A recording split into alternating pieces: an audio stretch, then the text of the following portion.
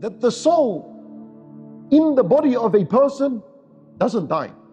Ibn Taymiyyah rahimahullah says the soul never dies.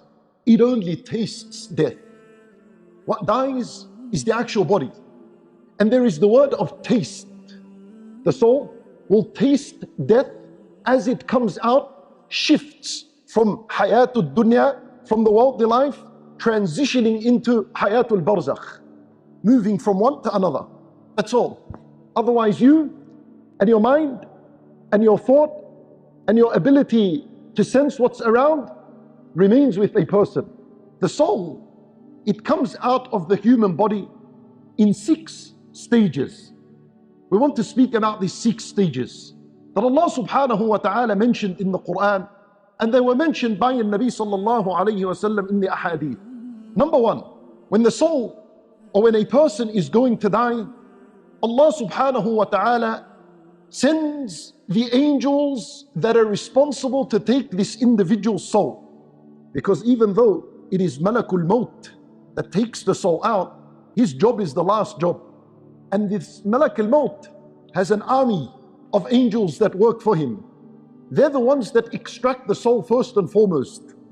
Allah Azza wa Jalla, He said, our messengers, meaning our angels, will cause him to die. That's in the first stage. So in the first stage, Allah sends these angels to this person. In the first stage, it is the day of your death. Allahu A'lam, in which hour of the day or hour of the night it would be. But there is a day of death that is written for each and every single one of us. On that day, exactly as soon as this day enters, the angels are prepared and they're ready and they're coming down. The second stage, these angels have arrived. They're at the body now. The second stage is the collection of the soul from the body. So the angels begin by extracting the soul from the tip of the toes. And as a result, the toes go cold and numb. And the soul is being pulled out upwards. So now it's collected from the foot. And it's collected from the shin. And it's collected from the knees. And a person begins to feel coldness and numbness in his feet. And it rises until it reaches the hips, until it reaches his abdominal area. It comes out from the tips of his fingers until it reaches his arm, his hand. It goes all the way. This is the angel's job. They begin to extract and prepare this soul to come out. And a person senses that something is happening and something is going wrong with his body. That's when all these machines, if he's in the hospital, begin to give abnormal readings. The third stage is the stage in which the soul reaches at-taraqi. Allah Azza wa Jal, He mentions the third stage in Surah Al-Qiyamah. He says, when the soul reaches at-taraqi, which is the collarbone here. So this is the third stage. This is the time in which Allah would say, وَقِيلَ مَنْ رَاقَ. Those around him would say, where's the raqi? Where's the doctor? Where's the nurse? وَظَنَّ أَنَّهُ الْفِرَاقِ. And the person that is laying there knows certainly this is the moment of departure.